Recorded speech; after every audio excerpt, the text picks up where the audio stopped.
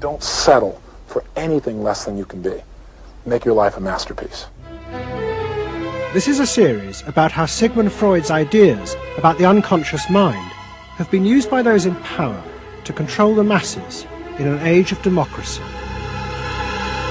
Last week's episode showed how Freud's ideas spread throughout America in the 1950s. They were promoted by his daughter Anna and by Freud's nephew Edward Bernays, who invented public relations. He brought Freud's theories into the heart of advertising and marketing. A man like you, I mean, with a car like this. What they both believed was that underneath all human beings was a hidden, irrational self, which needed to be controlled, both for the good of individuals and the stability of society. But the Freuds were about to be toppled from power by opponents who said they were wrong about human nature. The inner self did not need to be repressed and controlled. It should be encouraged to express itself.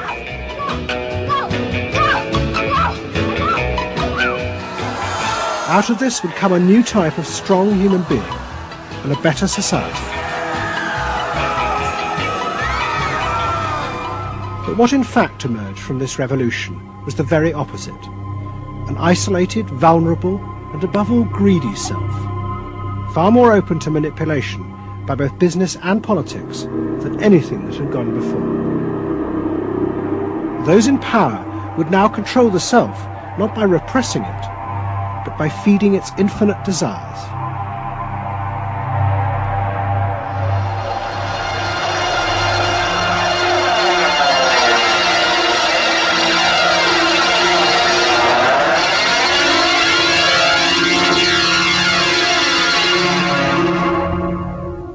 What goes on here is the liberation of feeling. In other words, feelings, not just memories, that have been suppressed. For example, screaming, crying, anger. You get a person who's really angry, and they're going to let it out.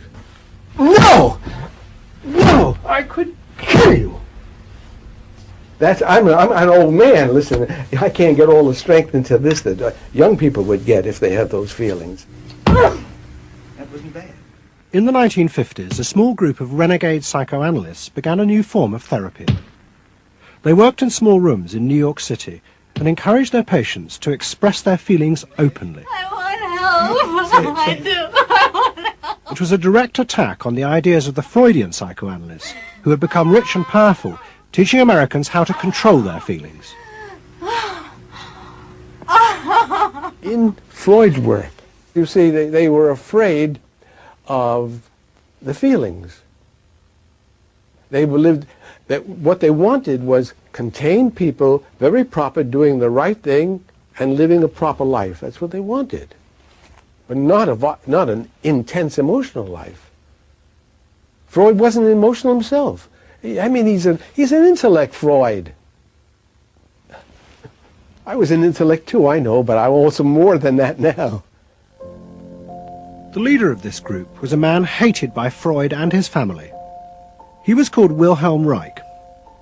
Reich lived an isolated life in a house he had built for himself in remote mountains near the Canadian border.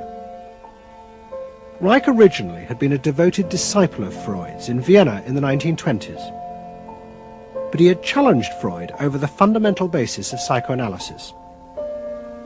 Freud argued that at heart, human beings were still driven by primitive animal instincts. The job of society was to repress and control these dangerous forces.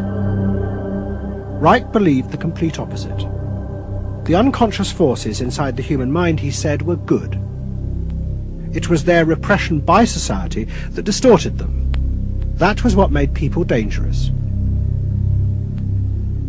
Reich and Freud had two fundamentally differing views about what was essential human nature.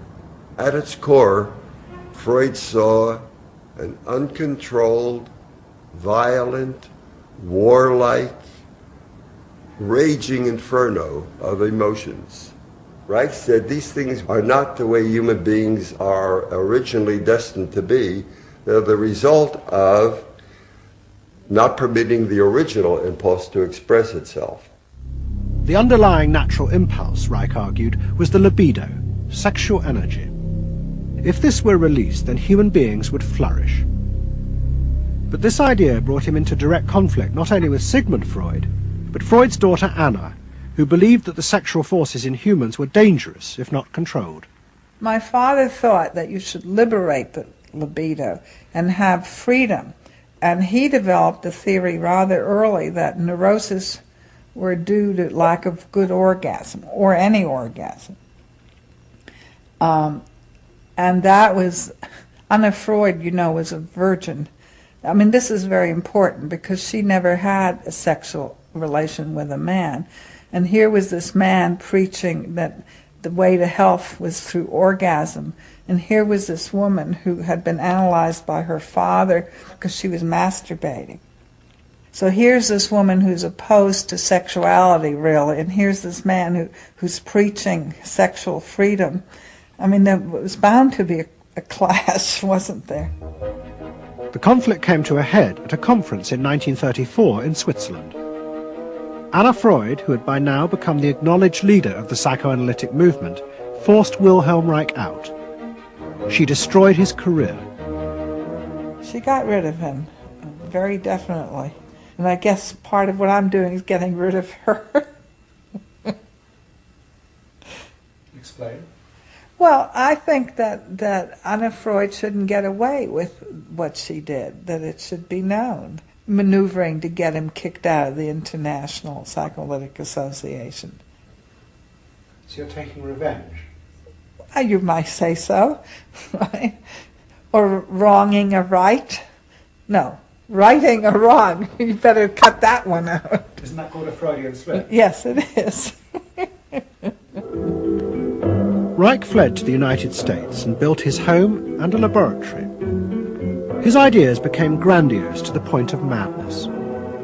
He was convinced that he had discovered the source of libidinal energy. He called it orgone energy, and Reich built a giant gun, which he said could capture this energy from the atmosphere and concentrate it onto clouds to produce rain. He also said that the gun could be used to destroy UFOs, which threatened the future of the world.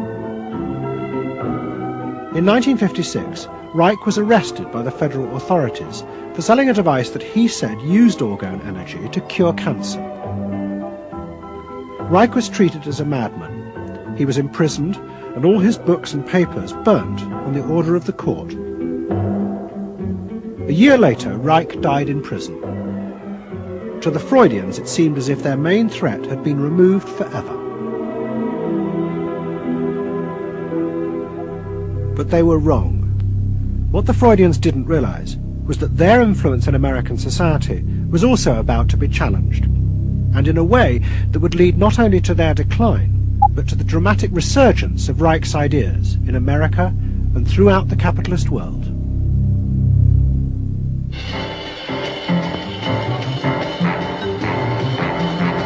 The consumer is king. His whim makes or unmakes manufacturers, wholesalers, and retailers. Whoever wins his confidence wins the game. Whoever loses his confidence is lost. By the late 50s, psychoanalysis had become deeply involved in driving consumerism in America. Most advertising companies employed psychoanalysts, and as last week's episode showed, they had created new ways to understand consumers' motives, above all with the focus group, in which consumers free associated their feelings about products. Out of this came new ways to market products by appealing to the hidden unconscious desires of the consumer. Neutral stimulus, Memorability, sheer deception, tilt-away steering wheel,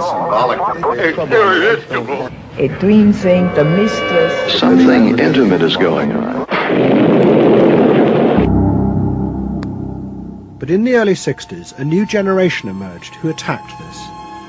They accused American business of using psychological techniques to manipulate people's feelings and turn them into ideal consumers.